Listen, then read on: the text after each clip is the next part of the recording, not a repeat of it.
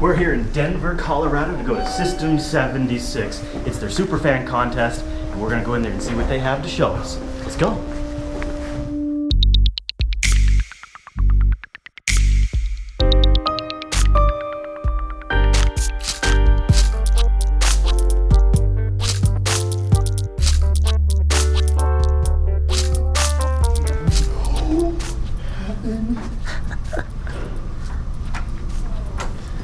Knock, knock. Q handles Messiah. Hello, hello. My trip to System76 was a whirlwind tour with an early morning flight out of SeaTac International Airport and then landing in Denver, Colorado, and then shuttling over to the System76 office. It felt like a unique opportunity to take a trip to System76. I mean, how many times do you get to visit one of the world's largest dedicated Linux-only computer manufacturers that's managed to survive for 10 years? We have the serval. Desktop processor, full 90-watt processor it is, 970, 980 GTX graphics. Right now it's Counter-Strike Go, and it's hooked up to this one so that you guys can kill each other. Right? Great. This is the brand new Oryx. Yes, this is an absolutely gorgeous machine. This one has a 980M, this one has a 970M. These are both the 15-inch models. They are 0.9 inches. It was immediately obvious that everyone at System76 had gone the extra mile to give the superfans the Willy Wonka-like experience. With each station created by an individual employee, even the station itself had a description in a frame. And one of the coolest stations was a topographical sandbox powered by a bonobo. In real time, you could play with the sand and it would redraw the topographical map, the water, and you could even make it rain using open source software and a Connect. This is our 3D augmented topology map, which you guys are going to love. Watch. No way. Isn't that incredible? So we'll spend quality time playing with this, but you can also make it rain. So we can make rain come down over. Make it rain like this. And then the rain comes down, so you can create water. You can do water simulation. Dude, you're blowing my mind here. What's amazing about this, not only this itself, it requires a lot of processing power to run this. It's all running on a Bonobo laptop up there. It's awesome. So you're sending this back with me. Right. Great, right? We're also going to have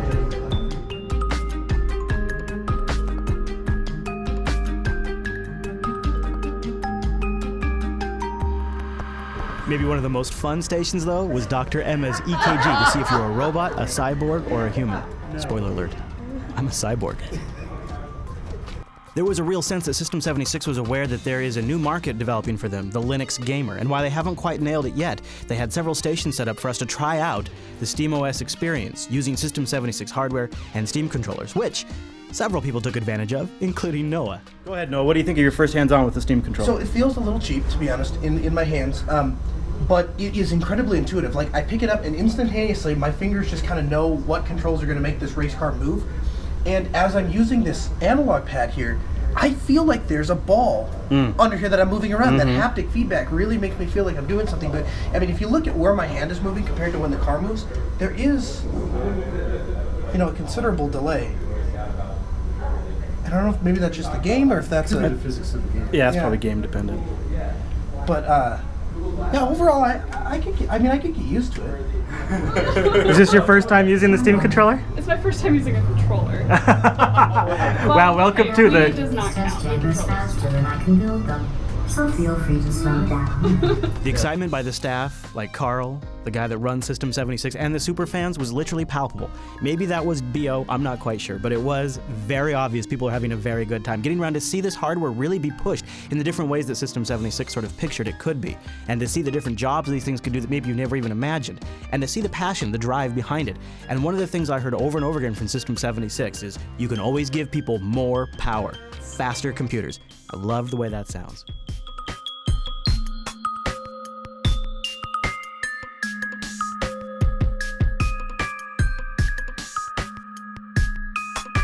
I may claim a lot of things, but one of the things I don't claim is a good memory.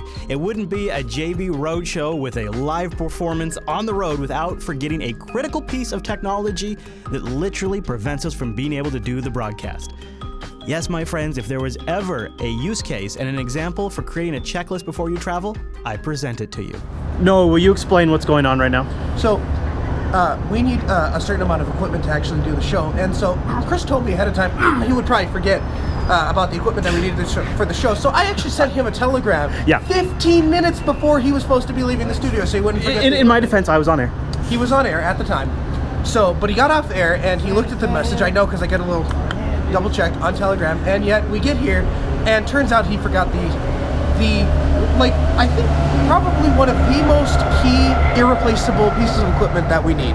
And so now we're going to go to Radio Shack and see if we can hack together a substitute solution, because it wouldn't be any fun if everything just worked as planned. No, I boo-booed.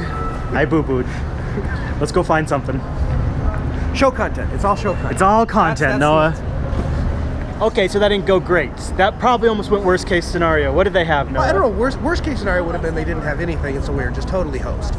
And so we're hoping for a 1080p, 30 frames per second USB camera. You know, we expected to pay around $90. Instead, we're something stuck like with the Logitech C920, but instead we got the Logitech C270. $30 720p camera that God knows what the frame rate on this is. Probably is not. I think it might be 30, maybe. I think we'd be really lucky if that were the case. So we're going to see if maybe somebody over at System76 has something better in their shop. If they don't, maybe they have somebody they can send out, because, well, we got to start setting up for the live show because we're running late now. But one way or another, we're going to be on the air with the camera. At least one camera, I think. Yeah. Okay. Yeah. Here we go. No, we have good news. Oh, good. Yeah. So we got back here to System76, and our buddy Cassidy here. Say hello to Cassidy. You guys probably recognize him. And he has a D-Link Black Magic. That's gonna go ahead and be Decklink. Oh, Decklink. Right, not D-Link. That's something else. That's a or something. Yeah. If you had a router, that would not do us any good right now. No, it's a capture card. It's a capture card. And so we're gonna go over here, and we are gonna put it in this bad mamma jamma. Now, what do we have here? What is this? This is actually something special. Tell us about this. Is your personal rig, isn't This it? is my personal Ubuntu rig.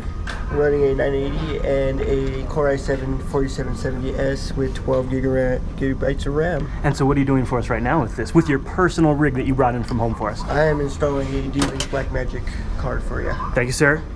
Right there. Boom.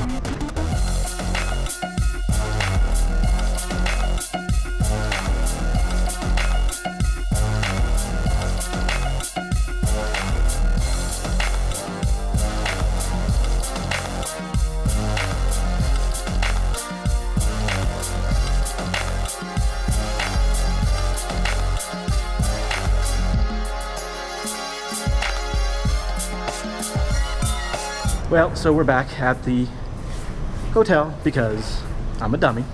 I forgot a few other things. We realized we really just kind of have to have. So right here. So we took like, what was that, like a 5-block walk?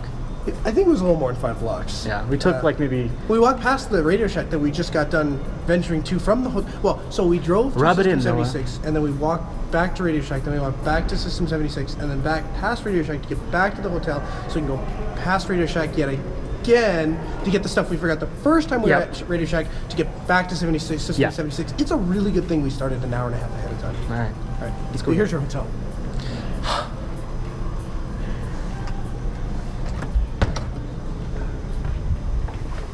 So what does a $380 a night hotel room look like? Yeah, I wondered too. I've never stayed in a place this fancy. I mean, I come from the Rover these days, so this was luxury. Let's take a look. I think maybe you'll be impressed, maybe not. We'll see. Is it worth $380? Tell me in the comments.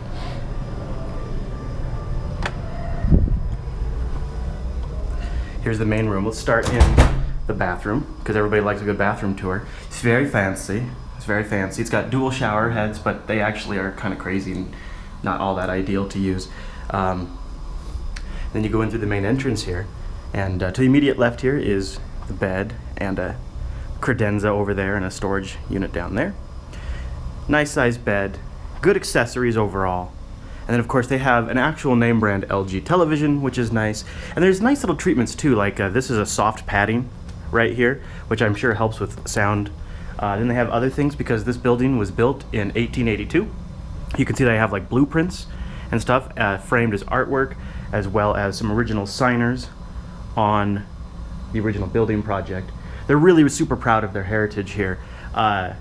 So, you know, I had to kind of ask myself, Would I ever be willing to, if I was paying for this, would I be willing to actually stay here? And I have to be honest with you. Emphatically no. I would never, ever pay this. I'm very grateful that System76 is putting Noah and I up here. It's a very nice hotel. It's a nice treat. $380 a night, so for the two of us, it works out to be almost $2,000. For $2,000, I would like maybe free Wi-Fi. A mini fridge would be nice, so that way I could do things like keep my Red Bull chilled. A hair dryer would be nice, even though, come on, don't really need it. But that would be, just like little things like that would be kind of nice to have for $380 a night. Another thing is like everything is super expensive. I guess they figure if you're spending that much money, you can afford it, but like breakfast even. So what does a $16 breakfast look like at the Brown Palace Hotel? I never wondered until now. So here's what $16 gets you for breakfast in the morning. An orange juice, a banana,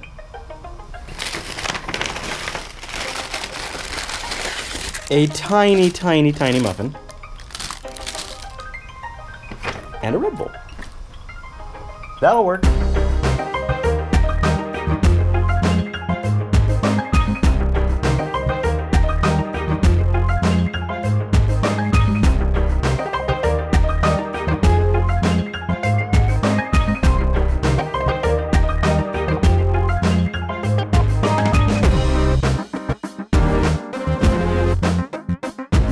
You can't come to Colorado without stopping at a pot shop. I mean, it's your civic duty.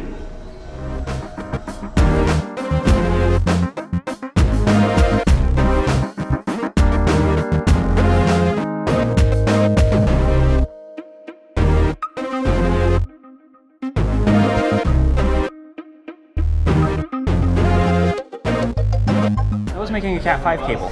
Now, Because he's a geek, and real geeks make their own Cat 5 cables. see, here's the thing, is we're not getting on the air until this Cat 5 cable is made. So we're literally, get ready for this, down to the wire. See what I did there? You see what I did there? Down to the 8 wires. Yes. Nerd. Go ahead, Noah, you can do it. Not like that, you can't.